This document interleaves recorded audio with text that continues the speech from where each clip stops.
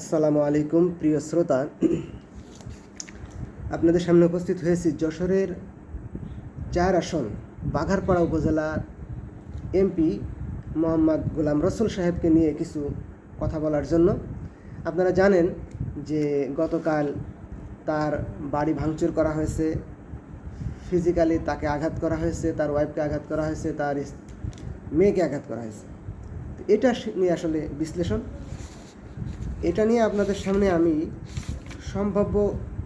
সরজমিনে প্রদর্শন করেছি। ঘটনা আমি কিছু দেখেছি, সেখানে কিছু মন্তব্য, সেখানে জনগণের সাথে কিছু আলোচনা করেছি। একটা ঘটনার আসলে নানাবিধ দিক থাকে, পজিটিভ নেগেটিভ। একটা ঘটনা যখন ঘটে থাকে, একটা মানুষ তো ফেরেশতা নয়, সকল ঘটনার সে মুখোমুখি হতে পারে। তা মোটামুটি আমি ঘটনাগুলো নিয়ে তার বিরুদ্ধে কী কী অভিযোগ সেগুলো বিশ্লেষণ করব। গার্ডিয়ানরা কি দায় এখানে বহন করতে পারে বা ভবিষ্যতে করবে, এ নিয়ে কিছু কথা বলবো। বিএমপি এখানে কি দায় নিজেদের ঘাড়ে নিয়েছে, এ নিয়ে বর্তমানে ভবিষ্যতের ফলাফল নিয়ে কথা বলবো। এনসিপির একটি দায় আছে, আর মিডিয়া বিশ্লেষণ নিয়ে কথা বলবো। আলেমদের বিরাট একটা দায় নিয়ে কথা বলবো। আপনারা জানেন আমি সাতক্ষীরার এমপি গাজী নজরুল ইসলামকে বহিষ্কার করার পর একটা ভিডিও করেছি।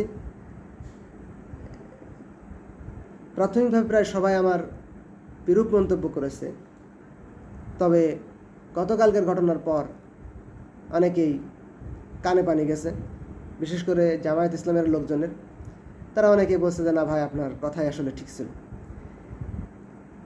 আমি বলেছিলাম যে গাজী নজরুল ইসলামকে বহিষ্কার করে জামায়াত ইসলাম কিছুই অর্জন করতে পারবে না, বরঞ্চ জামায়াত ইসলামের উপরে যে আঘাতগুলো আসবে ভবিষ্যতে, তার একটি কালো মেঘ সাতক্ষীরা থেকে উদিত হয়েছে। একটি বৈধ স্ত্রী, সেটা 18 বছর হোক আর 20 বছর হোক আর 16 বছর হোক, এটা নিয়ে জামায়াত ইসলাম যে ভূমিকা নিল, জেলা জামাত সেক্রেটারি তার অফিসে বসে বিবৃতি দিল যে তার উপরে মাপ করা হয়েছে, অন্যায় করা হয়েছে, কেন্দ্রীয় জামাত তাকে বহিষ্কার করলেই এটা প্রমাণিত হয়ে যায়। আপনি আর কোনো যুক্তি দিয়ে এটা প্রমাণ করা যায় না। এবং এর ফলাফল এরকম হতে পারে যে বাংলাদেশে জামায়াত ইসলামের রাজনীতি শেষ হয়ে যাবে। এবং এটা আমি একেবারে বানোয়াটভাবে বলছি না, আপনারা জানেন। একটু বিশ্লেষণ করে দেখেন ঠান্ডা মাথায়, যে গত 53 বছর বাংলাদেশের রাজনীতিতে জামায়াত ইসলাম শুধু আমলিগ নাই তাই দ্বিতীয় দল। তা আমলিগ নাই কি নিজেরা চলে গেছে এরকম না, মানে নিষিদ্ধ করা হয়েছে। আমলিগকে যদি কাগজে কলমে নিষিদ্ধ না করা হতো, যত গণহত্যায় মানে দোহাই দেন না কেন, যত ধর্ষণের দোহাই দেন, যত খুনের দোহাই দেন, আমলিগই হয় দ্বিতীয় দল, নয় প্রথম দলই হইতো, সরকার গঠন করতে প্রয়োজন। সুতরাং এই 53 বছরের জামায়াত ইসলামের রাজনীতিতে অর্জন বলতে তেমন কিছু নাই। মোটামুটি অর্জন যেটা, সেটা হচ্ছে কিছু ভালো মানুষের সমাগম সেখানে হয়েছে। জামায়াত ইসলাম গাজী নজরুল ইসলামকে বহিষ্কার করার মাধ্যমে তেনারা যদি ফেরেশতার দলে পরিণত হতে চান, তাহলে তাদেরকে স্মরণ করে দিতে চাই যে আল্লাহ রাব্বুল আলামিন কোরআন শরীফের অনেকগুলো আয়াত আছে, তার ভিতরে একটা সূরা তাওবার 112, সূরা ইমরানের 135 এবং সূরা নিসার 110 নম্বর আয়াত। সূরা তাওবার 112 নম্বর আয়াত আল্লাহ রাব্বুল আলামিন যেটা বলেন, বিসমিল্লাহির রহমানির রহিম, আত-তাইয়িবুনাল আবিদুনাল হামিদুনাস সাইয়ুনাল, এরকম করে অনেকগুলো গুণ মুমিনের বর্ণনা করা হয়েছে। তার প্রথমেই গুণ বলা হয়েছে তওবাকারী, তার মানে মুমিন বারবার ভুল করবে, এরপরে সে তওবা করবে, এরপরে সে কী করবে, এবং কিছু ঘটনা বর্ণনা করা হয়েছে। সূরা ইমরানে কিছু বর্ণনা দেওয়া হয়েছে 135 নম্বর আয়াতে। আল্লাহ রাব্বুল আলামিন বলছেন মুমিনদের কী বৈশিষ্ট্য, একটু খেয়াল করে শুনুন। সেটা হচ্ছে ওয়াল্লাযীনা ইযা ফাআলু ফাহিশাতান আও যালামু আনফুসাহুম যাকারুল্লাহ ফাস্তাগফিরু লিযুনুবিহিম ওয়া মান ইয়াগফিরুয যুনুবা ইল্লাল্লাহ। আল্লাহ বলতেছেন যে মুমিন তো তারা যারা কোনো ফাহিশা কাজ করে ফেলে, আও যালামু আনফুসাহুম, অথবা নিজের আত্মার উপর জুলুম করে। নিজের আত্মার উপর জুলুম করা মানে কবিরা গুনাহ করা। যাকারুল্লাহ, তারা আল্লাহকে স্মরণ করে, সাথে সাথে ফাস্তাগফিরু লিযুনুবিহিম, এবং আল্লাহর কাছে ক্ষমা প্রার্থনা করে। এরপরে আল্লাহ রাব্বুল আলামিন চমৎকার একটা কথা বলছেন, ওয়া মান ইয়াগফিরুয যুনুবা ইল্লাল্লাহ, আল্লাহ ছাড়া তোমার পাপকে ক্ষমা করবে। আমার কাছে আয়াতটি পড়ে মনে হলো আল্লাহ এখানে বলে দিচ্ছেন জামাত ইসলাম তোমার পাপকে ক্ষমা করবে না। মানে শুধু এটা নয়, শুধু জামাত ইসলাম উদ্দেশ্য নয়, আরও অনেক ঘটনা উদ্দেশ্য তার ভিতরে এটাও রয়েছে। কালকে গোলাম রসুলের সাথে যেটা ঘটেছে, গোলাম রসুল যদি কোনো অট পর্যায়ের নেতা হতেন, সভাপতি সেক্রেটারি যাই হোক না কেন, জামাত ইসলাম তাকে, আমি নিশ্চিত তাকে বহিষ্কার করত, তাকে প্রোটেস্ট করার কোনো ব্যবস্থা নিত না। হয়তো তার ফ্যামিলিকে নিরাপত্তা দেওয়ার জন্যে কিছু পুলিশ নিয়ে সেখানে তারা কিছু হয়তো উপস্থিত হতো, দুঃখ প্রকাশ করতো, বিএনপির সাথে নেগোসিয়েশন করতো, কিন্তু তাকে বহিষ্কার করত। এবং ইমিডিয়েটলি যদি গাজী নজরুল ইসলামকে বহিষ্কার করার যে ভুল তারা ইন্টারনালি উপলব্ধি করতে পারছে, এটা যদি না থাকতো, এটা গোলাম রসুলের ঘটনাটা যদি প্রথম হতো, গাজী নজরুল ইসলামটা আগে না হয়ে, তাহলে গোলাম রসুলকেও বহিষ্কার করত।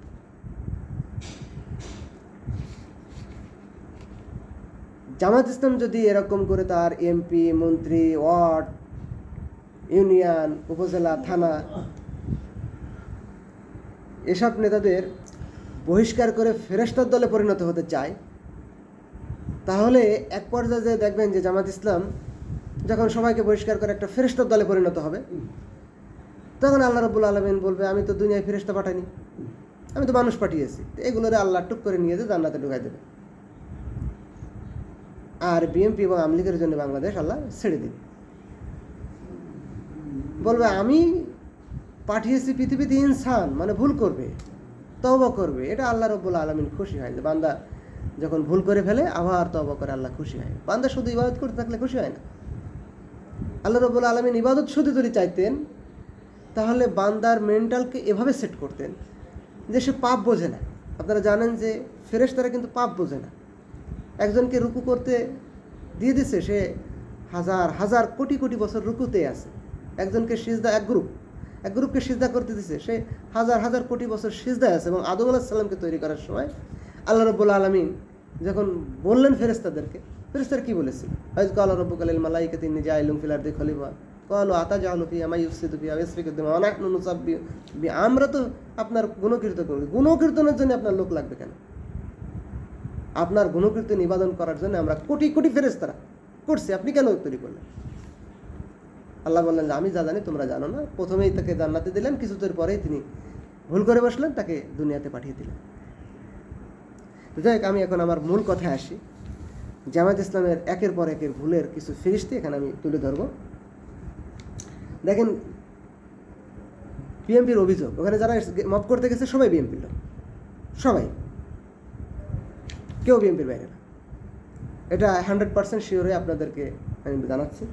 তাদের অভিযোগ, তিনি ইমাম সাহেবের গলা টিপে ধরেছেন। আমি সরজমিনে এরকম কোনো ইনফরমেশন পাইনি। এমপি সাহেব গলা টিপে ধরেছেন, অভিযোগ। এমপি সাহেবের মেয়ে নেশা করে এখানে এসেছিল, ঢুলতেছিল।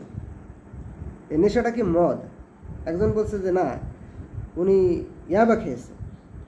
একজন বলছে না, ও এখানে দাঁড়িয়ে সিগারেট খেয়েছে। এই যে বিএনপির লোকজনের অভিযোগ। এখন আপনি বলতে পারেন এটা বিচ্ছিন্ন ঘটনা, সাধারণ মানুষ বলেছে।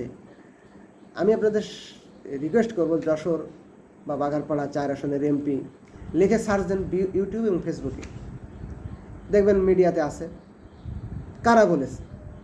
এদেরকে যশোরের লোক চেনে, আপনারা বাইরের আশেপাশেরও 2-5টা থানার লোক চেনে।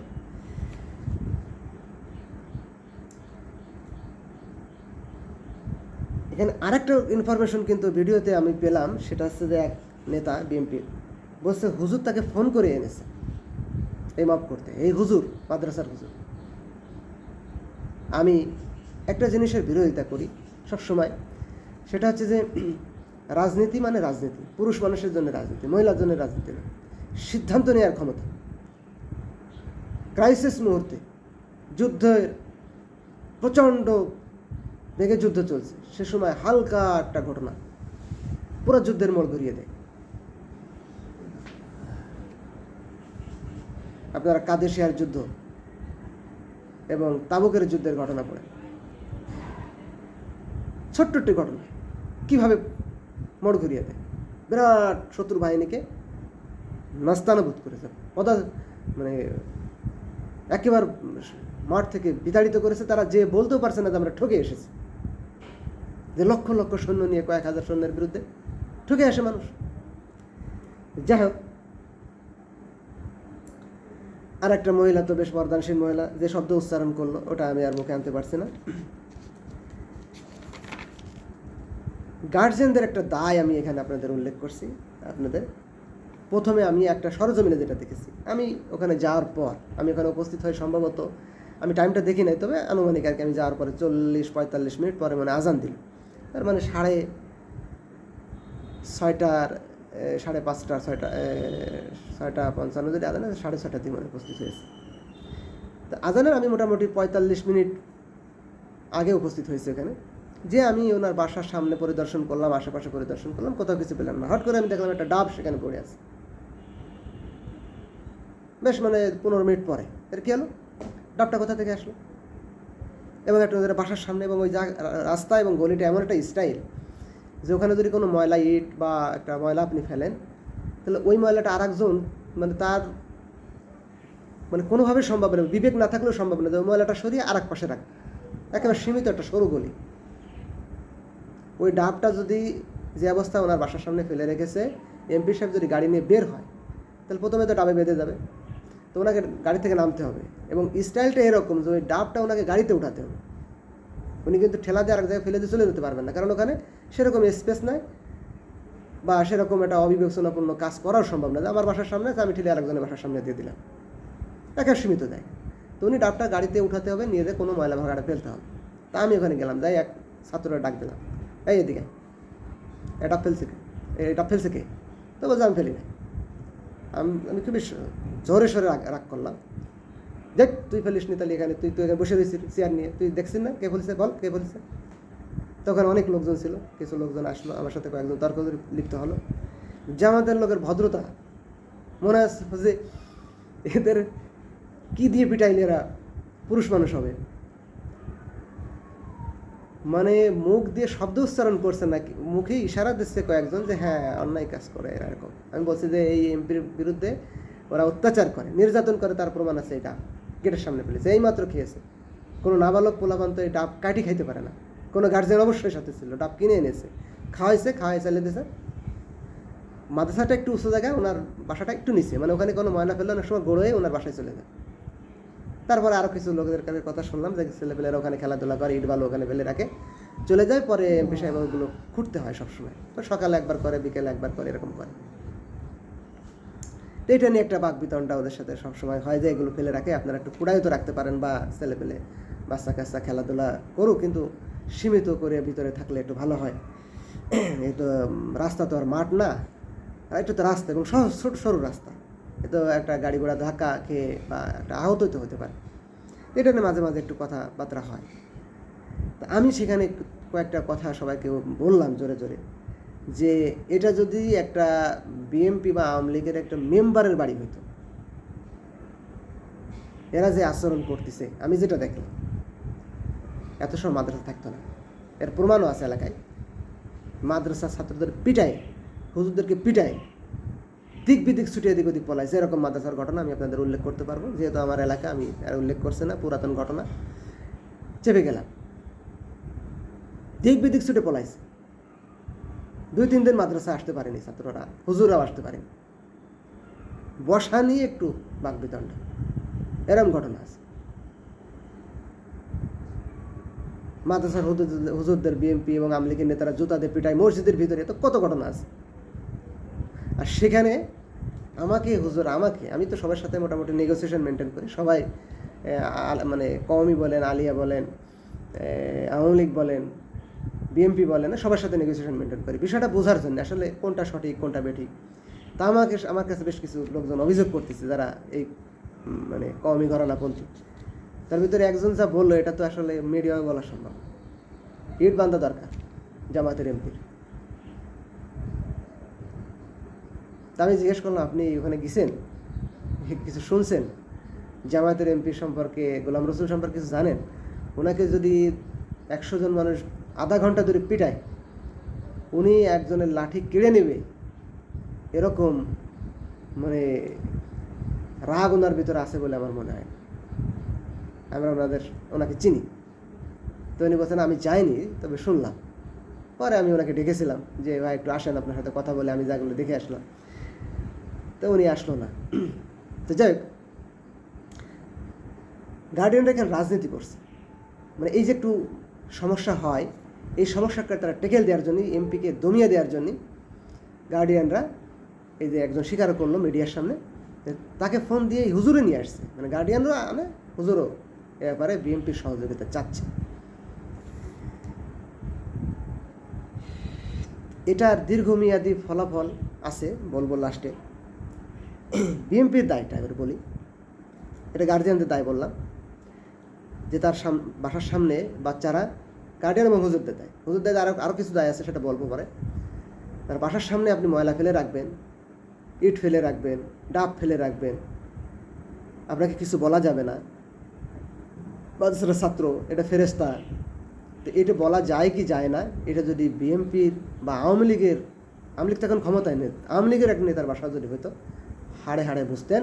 এবং যারা আপনারা কওমিপন্থী আলেম বিভিন্ন মাদ্রাসা মসজিদ দায়িত্ব পালন করছেন, দিনের খেদমতে লিপ্ত আছেন, আপনারা একটু চোখ বন্ধ করে একটু স্মরণ করুন যে আপনাদের সাথে সেগুলোরা কী আচরণ করে। মার খেয়ে মাপসে কিছুদিন আগে একজনকে উদ্ধার করেছে,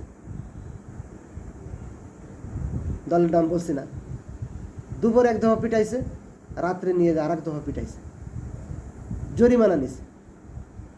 সংক্ষেপে বললাম, অনেকে বুঝে ফেলবে, অনেকে জানে ঘটনাটা। এইভাবে কিন্তু আপনাদের সাথে আচরণ করা হয়,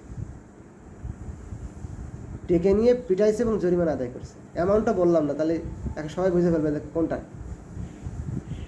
কত অ্যামাউন্ট আদায় করেছে। তাহলে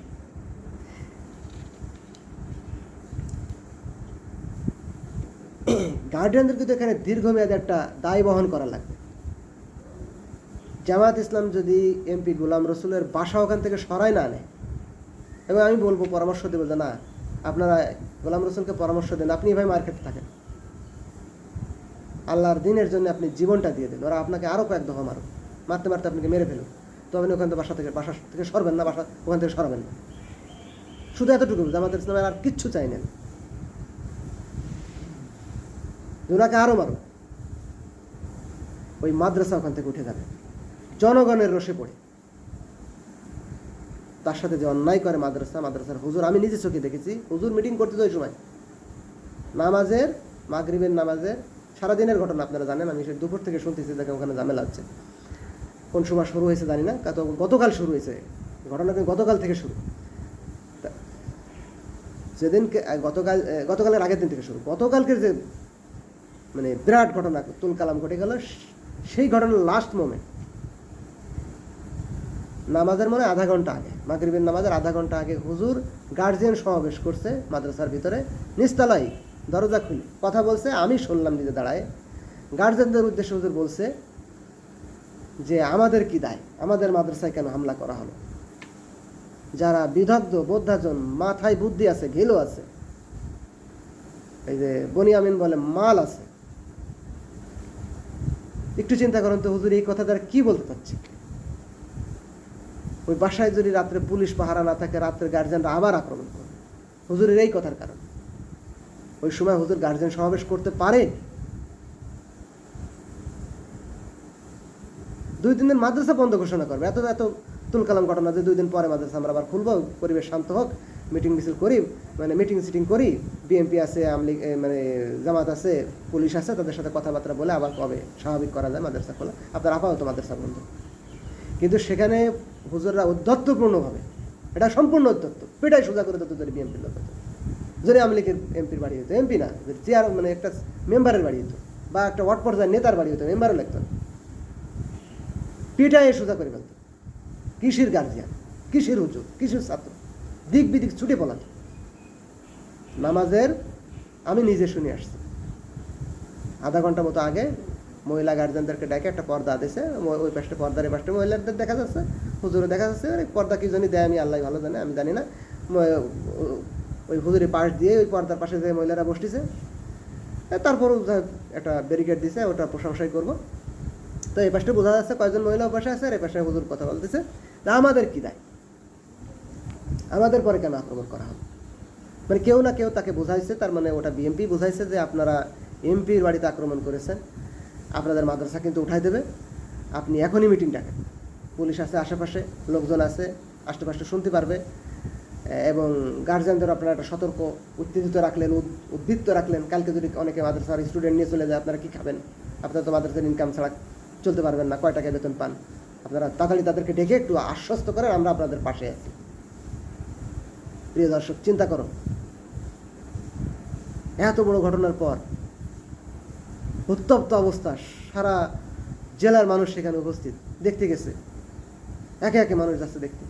সেখানে হুজুর গার্জিয়ানদের নিয়ে সমাবেশ করছে এবং বক্তব্য দিচ্ছে, আমাদের কি দায়।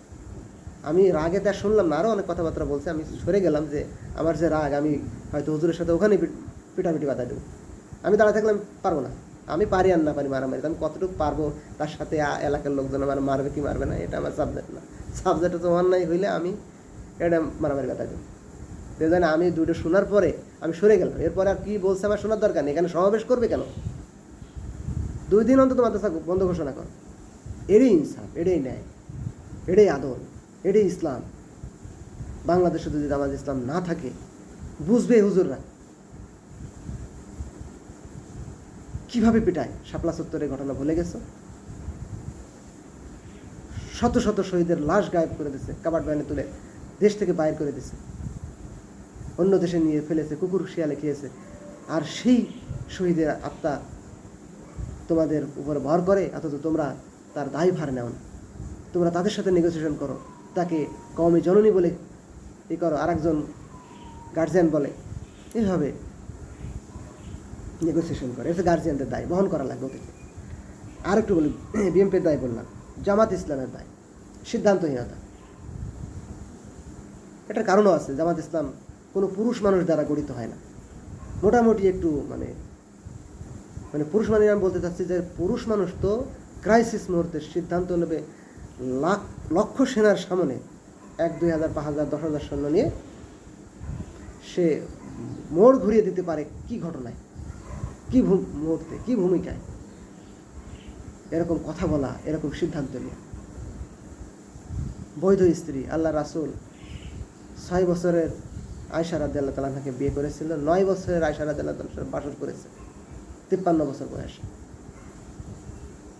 নিজের পালক পুত্রের স্ত্রী বিবাহ করেছে। আয়েশা রাদিয়াল্লাহু তাআলার বিরুদ্ধে অপবাদ দেওয়া হয়েছে, কোরআনের আয়াত নাযিল করতে হয়েছে আল্লাহ রাব্বুল আলামিনের, রাসূলকে বোঝানোর জন্য যে আমার আয়েশা আমার বান্দি, দাসী নয়, দায়ী নয়। ফেরেশতাদের দল গঠন করবে। তারা বড় ঘটনায় রেসপন্স করতে পারে না। এত বড় ঘটনা যদি জামাত ইসলামের কয়েকশো নেতাকর্মী সাথে সাথে সেখানে যে শুধু উপস্থিত হতো, যে কী হয়েছে ভাই, হুজুর কী হয়েছে, এদের কোনো ব্যাপার না, এদের শুধু ঠেকাঠেকি করতো, সান্ত্বনা দিত, তাহলে বিএনপি সেখানে ঢুকতেই সাহস পেত না। কোন গেলে তো মারামারি বেঁধে দিত, বিএনপি ওখানে যেত না। বিএনপি তো ফাঁকা মাঠ পেয়েছে, বিএনপি ফাঁকা মাঠ পেয়েছে, ওখানে যে তার একটা রিলেটিভ হিসেবে পরিচয় দিচ্ছে, সবাই আসলে রিলেটিভ কিনে জানি না, তাকে তো মারছে এবং বলছে যে উপরে এসে দাঁড়ায় দাঁত কেলাচ্ছে। মানে ওখানে বিএনপি প্রেজেন্ট, বাসার উপরে আছে আর নিচে বিএনপি। ঘটনার সাথে সাথে যদি জামাত ইসলাম সেখানে উপস্থিত হতে পারত, কোনোভাবেই বিএনপি ঢুকতে পারত না। রেসপন্সিবল বোঝে না তারা, যে একটা ঘটনা ঘটলে কী করতে হয়। তারা শুধু শুধু সমালোচনা শুরু করে। আমি যে কয়েকজন জামাতের লোকের সাথে কথা বলেছি, সবাই যার পর না সমালোচনা, কী কাজ করলো, কী কাজ করলো, কী কাজ করলো। এরা এটাই শিখছে। দায় এড়ানো আর বহিষ্কার দিয়ে কোনো দল টেকে না, এটা বারবার বলেছি। এটা এরপর আসেন এনসিপির দায়। এনসিপি জামাত ইসলামের একটা কর্পোরেট কাস্টমার এবং জামাত ইসলাম এনসিপির কাস্টমার। জামাত ইসলামও কর্পোরেট রাজনীতি করে, কিছু ফেরেস্তা নিয়ে রাজনীতি করে, আর এনসিপি ফেরেস্তা নিয়ে না, কিন্তু ওরা যে কটা পাইছে সমাজের থেকে তো না, মানে জেলা বা থানা লেভেলের যে 2-5 জন লোক পাই, এদের নিয়ে এরা মাঝে মাঝে বসে মিটিং করে। আমি মোটামুটি এদের সাথে মিশে যেটা পেয়েছি, এরা লোকাল লেভেলে যাবে না। এনসিপির কিন্তু এই যে লোক না থাকার কারণে একটা গুরুত্বপূর্ণ কারণ, এনসিপির ডাকে কিন্তু অনেক মানুষ গেছিল, কিন্তু না থাকার কারণে একটা গুরুত্বপূর্ণ কারণ হচ্ছে তারা লোকাল লেভেলে কোনো প্রকার কমিটি এখনও পর্যন্ত মানে জেলা কমিটি সব জায়গায় দিতে পারেনি। মানে তারা বুঝতে পারছে না কমিটির সভাপতি কী হবে, সেক্রেটারি এই নিয়ে তারা কাড়াকাড়িতে লিপ্ত হয়েছে। এটা মিডিয়া বিএনপি অনেক সময় বলতো, আমি বিশ্বাস করতাম না, কিন্তু আমি একটু ঢুকিয়ে দেখলাম যে তারা কবে সেই শেখ হাসিনা চলে গেছে, এখনও পর্যন্ত জেলা কমিটি দিতে পারেনি সব জায়গায়। উপজেলা কমিটি তো অনেক দূরের কথা, ইউনিয়ন তো আরও অনেক দূরের কথা। এরা কবে কমিটি দিয়ে শেষ করবে কবে? আমি তাদের ভিতরে আমি সশরীরে উপস্থিত হয়ে কমিটিতে লোক দিতে চেয়েছি, তারা কমিটি করতে পারেনি। তারা কি ভাবছে হয়তো যে বাংলাদেশের মানুষ একসময় বিএনপির প্রতি অতিষ্ঠ হয়ে জামাত এরকম ভাবে আমাদের কাছে চলে আসবে।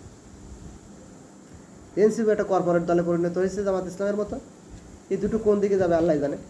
তবে এনসিপি দাঁড়ানোর সম্ভাবনা আছে, এরা বিদেশি সাপোর্ট পাবে, বিদেশি এদের বিভিন্ন পরামর্শ দিয়ে একসময় সামনে নিয়ে আসবে।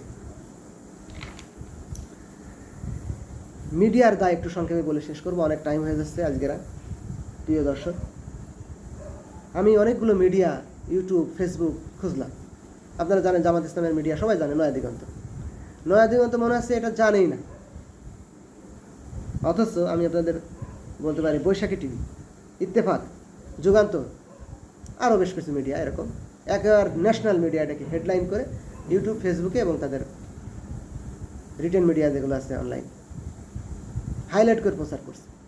বিশেষ করে ইত্তেফাক আপনারা জানেন এটা কওমি ঘরানার একটা মুখপাত্র হিসেবে কাজ করে, এবং তারা সেখানে বেশ সুন্দরভাবে জামাত ইসলাম এমপির দোষ সরাসরি বলেনি, যেহেতু ন্যাশনাল মিডিয়া আর একটু সিস্টেম ইউজ করে, কিন্তু মানে ওখানে তার বিরুদ্ধে যারা বলতেছে এগুলোই তার সেতু উল্লেখ করেছে, মানে বিএনপির পক্ষ নিয়েছে।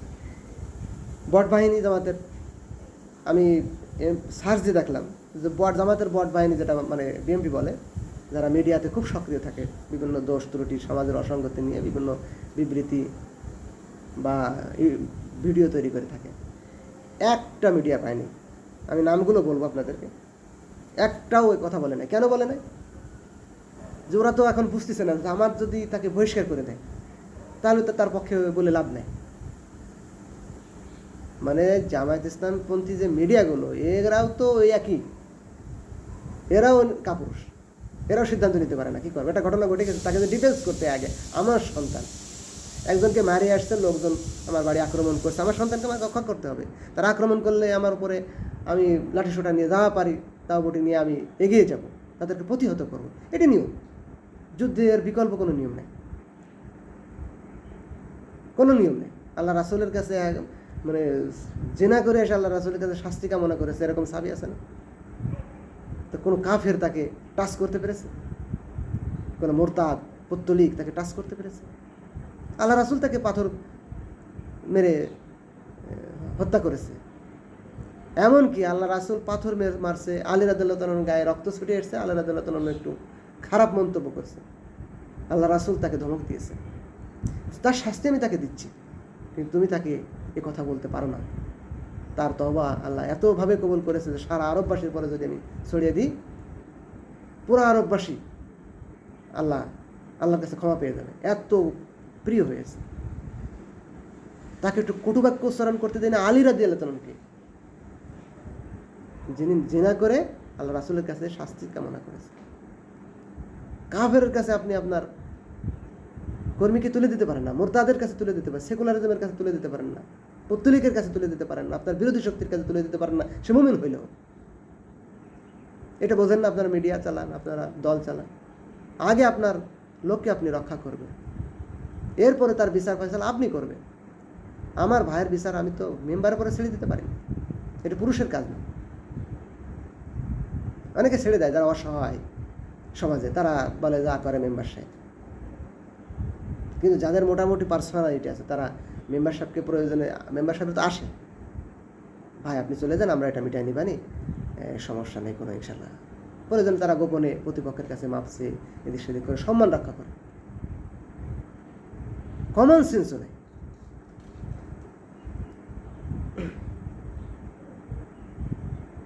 শুধুমাত্র একটা ইউটিউবে পেলাম, জামাত ইসলামের একজন আলেম আছে, উনি মোটামুটি মন্তব্য করে, উনি দেখলাম যে বেশ ভালো কথাবার্তা বললো। এখন আসে কয়েকটা মিডিয়ার নাম বলি আপনাদের সামনে। রাসেল ইসলাম নামে একটা, ইংলিশে লেখা রাসেল ইসলাম, একটা পেজ ওই সার্চ দেওয়ার পরে আমি যে কটা পেজ পেয়েছি ফেসবুকে এগুলো বলছি। প্রথম পেজটি রাসেল ইসলাম নামে একজন, এটার প্রোফাইল পিকচার এবং এটা কী বলে কভার ফটো, প্রোফাইল পিকচার এবং কভার ফটোতে শেখ হাসিনার ছবি সহ শেখ হাসিনা বক্তব্য দিচ্ছে এরকম একটা ছবি, আর প্রোফাইল পিকচার তার ছবির পিছনে শেখ মুজিবের ছবি এবং সে আওয়ামী লীগের পক্ষে তার প্রচারণা। এটা প্রথম যে মিডিয়াটা আমি সার্চ দিয়ে পেলাম, জামাত ইসলামের এমপি যশোর 4 বা বাগারপাড়ার এমপি যশোর, সার্চ দিলে যে প্রথম যেটা পাচ্ছি রাসেল ইসলাম, এটা আওয়ামী লীগের পেজ। সে কিন্তু সেখানে যে ধুয়ে দিচ্ছে গোলাম রসুলকে, তারা বোঝে যে এখন কার বিরুদ্ধে কথা বলতে হবে, আমাদের ফিরে আসতে হলে। দেশ বুলেটিন সাতক্ষীরা, এটা মোটামুটি নিরপেক্ষ বলে মনে হলো। নিউ সাউথ বাংলা একটা মিডিয়া পেলাম, এটা মোটামুটি নিরপেক্ষ মনে হলো। মাহিন রহমান, ইংরেজিতে রাখা, আপনারা সার্চ দিয়ে দেখতে পারেন, এটা নিরপেক্ষ বিএমপি। 0+ একটা পেজ আছে, এখান থেকেও প্রচার করা হয়েছে, মোটামুটি নিরপেক্ষভাবে প্রচার করছে, তবে নিরপেক্ষ বিএমপি এটা বোঝা গেছে। তার প্রোফাইল, তার ভিডিওগুলো দেখলাম এবং সে ওখানে যে উপস্থাপন কোয়ালিটি দেখতে পাকার মতো, সে কিছু বলছে না, কিন্তু জনগণের খারাপ যেগুলো বলছে, ভালো বলা গণের কোনো লোক নাই জামাত ইসলামের, কেউ নাই, আসলেও নাই। আমি যে ওখানে দেখলাম যে ডাব নিয়ে যে আমি চিৎকার করলাম, প্রায় আধা ঘন্টা ধরে আমি বারবার ওখানে গেছি, বারবার প্রতিবাদ করেছি, ওই ডাবটা কেউ সরালো না। এবং জামাত ইসলামের কোনো লোক মানে একটু সাউন্ড করে বলে, এরকমভাবে বলে না যে আমার কানে আসছে, এরকম মুখে সাইজ হয়ে যাচ্ছে যে হ্যাঁ এরকম, মানে সাউন্ডটা আমার কানে আসছে না, আমার পাশে দাঁড়ায় আছে, এরা বোঝে না। এরপর আসুন সংবাদ অভয়নগর নামে একটা পেজ, এটা নিরপেক্ষ বিএমপি। মিডিয়ারে কেন এরকম করছে জামাত ইসলামের মিডিয়াও, যে আমি বললাম এরাও তো টেনশনে আছে, এরা যদি সাতক্ষীরার এমপির মতো বহিষ্কার করে দেয়, তাহলে আমরা যেটা প্রচার করব, আমি বাড়ি দিয়ে তো কথা বলতে পারবো না যে আমি যে সিদ্ধান্ত নিই, এই সিদ্ধান্ত তো জামাত ইসলামও পছন্দ করে নাই। সুতরাং তুমি কি সিদ্ধান্ত নিলে যে উনি ভালো কাজ করেছে, উনি সঠিক কাজ করেছে, বা ওনার কোনো দোষ নাই? আবার তার বন্ধু বান্ধব আছে, সাংবাদিক বন্ধু বান্ধব যাতে কাজ করে, ব্লগ পরিচালনা করতে বন্ধু বান্ধব থাকে, তাদের সামনে তো সে বলতে পারবে না যে আমি একটা অথেন্টিক ইনফরমেশন প্রকাশ করেছি। আবার তার পরিবার আছে, সমাজে বসবাস করতে হয় তাকে, আওয়ামী লীগ বিএনপি আছে সেখানে, সে কি উত্তর দেবে? এই টেনশনে সে আছে যে জামাত ইসলাম কি সিদ্ধান্ত নেয়, তারপরে তারা বিবৃতি দেবে। জামাতের একটা মিডিয়া সেখানে কথা বলে না, কোনো মিডিয়া আমি সার্চ দিয়ে ইউটিউব, ফেসবুক কোথাও পাই না। এমনকি স্পেসিফিক নয়া দিগন্তের পেজটা ঢুকলাম, নয়া দিগন্তের ইউটিউব পেজে ঢুকলাম, পাইলাম না। পরে দিয়েছে কিনা জানি না, কিন্তু আমি পাইনি যখন পর্যন্ত ঢুকছি। পরের দিন সকাল পর্যন্ত আমি ভিডিও করছি। এখন আলেমদের দায় বলে শেষ করব। প্রিয় দর্শক, অনেক বড় হয়ে যাচ্ছে ভিডিওটা। সাতক্ষীরায় দেখি যে তৌহিদে জনতা নামে একটা ব্যানার নিয়ে, এই এখন মানে ওই ভিডিও দেখতেছে, সাতক্ষীরাটা পাইলাম, তৌহিদে জনতা ব্যানার নিয়ে দাঁড়াইছে যে জামাত ইসলামের এই এমপি দর্শক, প্রতারক, জামাত ইসলামকে আহ্বান জানায় তাকে বহিষ্কার করতে, এবং তাকে আহ্বান জানায় সেজন্যই সাতক্ষীরায় না ঢোকে। হারে তৌহিদে জনতা, তোমাদের মাদ্রাসায় যখন বলাৎকারের খবর আসে তখন আমরা বলি মাদ্রাসা উঠাই দিতে হবে, বলি উনি তো বৈধভাবে বিয়ে করেছে, তোমরা যদি এটাকে সাপোর্ট না করো তাহলে মামুনুল্লাহকে কী করবা? এই মিডিয়াতে বসে আল্লাহ রাসূলকে নিয়ে তারা বিষেধাগার করে না, বলে না যে ইসলাম নারী লোলুপ, বলে কি বলতে চায় জানো না তোমরা? তুমি সাতক্ষীরার তৌহিদে জনতা, তুমি জানো না যে সে বিয়ে করেছে? আরেকটি জিনিস এখানে প্রচার করা হয়েছে, এই এমপির বাড়ির পাশে দাঁড়িয়ে প্রচার করেছে, দু একজনকে ধমকও দেওয়া হয়েছে, আশেপাশের ইমাম মুয়াজ্জিন খতিব অনেকে এসেছে, এরা এসে বলছে এমপি সাহেব নামাজ পড়ে না। এটার উত্তর জনগণের উপর ছেড়ে দিলাম, জামাত ইসলামের এমপি নামাজ পড়ে না, এটা আপনারা চিন্তা করুন যে এটা কতখানি সঠিক হতে পারে। আলেমরা এরকম একটা মিথ্যা প্রচার করতে পারে? নামাজ পড়ে না, আলেমরা এটা প্রচার করতেছে। আমাকে ফোন দিয়ে বলা হয়েছে, আমাকে ফোন দিয়ে বলেছে যে নামাজ পড়ে না,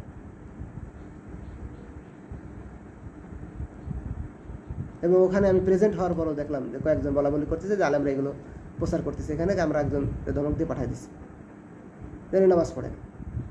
মানে ওদেরকে বিএনপি মানে চারিদিকে যে কাজ করা যাবে এত সুন্দর সার্ভিস দিয়েছে বিএনপি তার দলকে।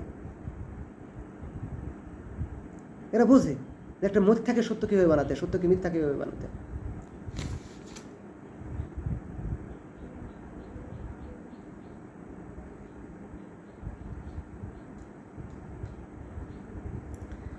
যাই হোক, জামাত ইসলামের প্রতি একটা আবেদন থাকবে যে এমপি গোলাম রসুল যেন ওখান থেকে সরে না যায়, ওই বাসায় থাকবে, সে আরও মার খাক। দেখবেন এই হুজুরদের মুখোশ উন্মোচন হবে, যারা সেকুলারিজমদের কাছ থেকে হাদিয়া নিয়ে ইসলামের বিরুদ্ধে কথা বলে। আল্লাহ রাসূলের জীবনী পড়লেও আমরা পাই যে